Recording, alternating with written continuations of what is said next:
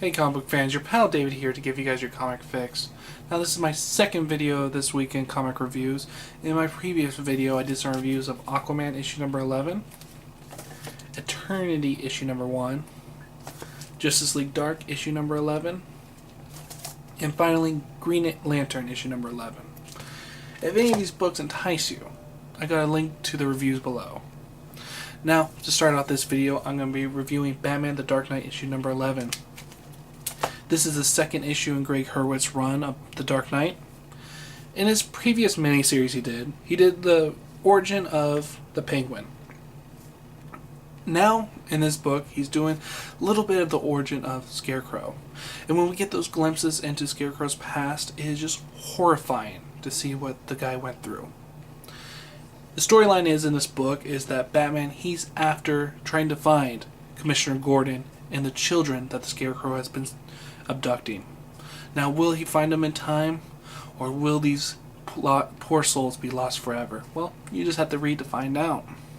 The great things about this book is how Greg Hurwitz can take a scene of Scarecrow abducting little children and just how horrifying it is, how just in a second that children could be gone forever. And just horrifying to look at. Now, if it was just a regular Joe on the street, would I have the same feeling? No, not at all. But since it's little kids, it's just eerie. And to see the mind torture that these little kids go through is just terrifying. So I gotta say that this Batman book is not for the faint of heart. It is definitely eerie and just scary as hell. I'm gonna have to give Batman the Dark Knight issue number 11 a 4 out of 5. Definitely a good book, and Greg Hurwitz is just doing a masterful job in the last 2 issues of this series. Next up is Batman Incorporated, issue number 3. Now, if you did not hear, DC Comics said that they were not going to put out this book out of respect for the people who passed or who got killed in Colorado. Well, I guess some blunders happened, and all the comic book shops got this book anyway, and DC Comics asked the comic book shops not to sell it out of respect. But my comic book sold it, and I was like, okay, I'll buy it. This is the story of Matches Malone.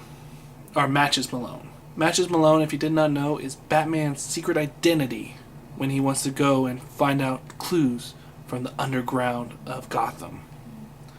And it's just so cool to see Matches Malone back in the new DC universe, because he was back in the 70s, and I read actually some comics of him, and it was just some really fun stuff. And it's just a really fun ride. Batman's trying to figure out who is Leviathan. Now, will he figure it all out, or will Talia al Ghul win the day? Well, you just have to read this book to find out. I am absolutely in love with the artist Chris Burnham. His art is just so fantastic and beautiful, and I just love what him and Grant Morrison are doing with this book. And Grant Morrison can draw an awesome, or not draw, but he can write an awesome Damian Wayne.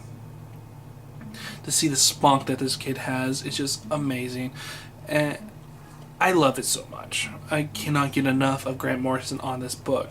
I do wish that Grant Morrison would actually leave Action Comics alone and just focus on this book, because I would happily pay $3.99 for more content in each issue. I had to give Batman Incorporated issue number 3 a 4.5 out of 5. Just another fun issue, and Grant Morrison, you're doing a fantastic job on this, but you're doing a crappy job, or not, well, yeah, a crappy job on Action Comics. Next up is Astonishing X-Men, issue number 52. I gotta say, I only picked this book up just because it was not an AVX tie-in. And have I been impressed by this series? Well, not so much. In here we get Karma. Karma is this X-Men, and she's been having headaches. And what happens with these headaches? Well, you just have to read to find out, because some really bad stuff happens to her. And she will be the downfall of Astonishing X-Men. I gotta say, I love her character. When she's going through the motions talking about how she's not a part of the X-Men, how once she was an X-Men and part of the group, she felt like she belonged someplace. But now that she's gone away from the X-Men and is doing her own life, she feels like that they don't care about her anymore. That even though she's not a part of the group, official group right now, she just doesn't feel like they're there. That they should be there for all the stuff that she did for them. And just a good, cool insight into who this character is. But there was no mind-blowing scenes in here. There was no mind-blowing action. It was just a little bit of a character study on this character. Was it interesting to me? Well, not so much. I was reading it and I was getting who she was, but there was no kick to it. There was no punch. So, I gotta say that this was a little bit of a lacking issue, and I think this is gonna be my last one of the series. And I'm going to give Astonishing X-Men issue number 52 a 3 out of 5. Not as good as I was hoping, and hopefully once Astonishing or the AVX is over, I'll be able to check out some other X-Men books and see if they're any better. Next up is American Vampire. Sweet Tooth is back, and him and Jones, the female who he bit and made into an American vampire, they're out to hunt the vampires that are on the blacklist. It is so much fun to read. I mean, just to get these characters and to see who they are and why they are doing what they are doing. It's just fantastic. Where you got the female, she's just trying to help out her dying husband because these groups said, we'll help save him if you do what we want. And to see why Sweet Tooth, this evil bastard that we've seen throughout the series, and to see why he is working with these, government agents. Well, there's some fun to be had here. You got some great action sequences. You got a female character who's just so much a strong character that I just love watching her and reading about her.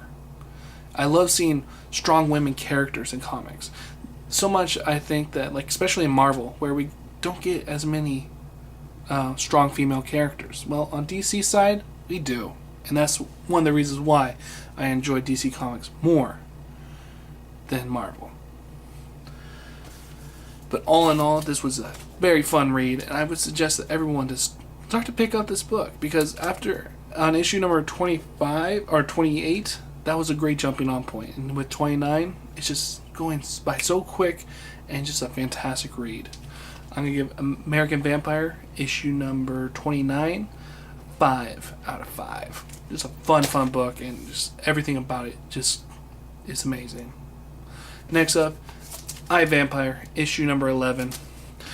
In here, we see vampires versus mummies. And it is just all out fun.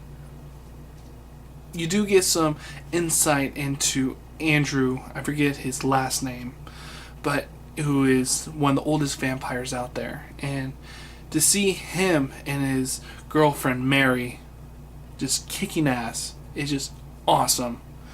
I cannot wait to see where this series goes next. And all these books, it's just been really good the last couple of weeks, and this whole month has just been a really strong month for comics, and I'm just glad that I could be a part of it.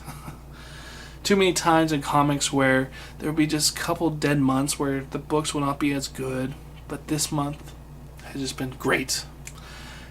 And if I don't know if I give I, Vampire a score yet, I'll give it a 4.5 out of 5. Just fun read all the way through. And who doesn't like vampires versus mummies? I mean, who didn't think of that? Not me. And this is just fun. Well, this is the Comic Fix, and I'll see you guys on another fix.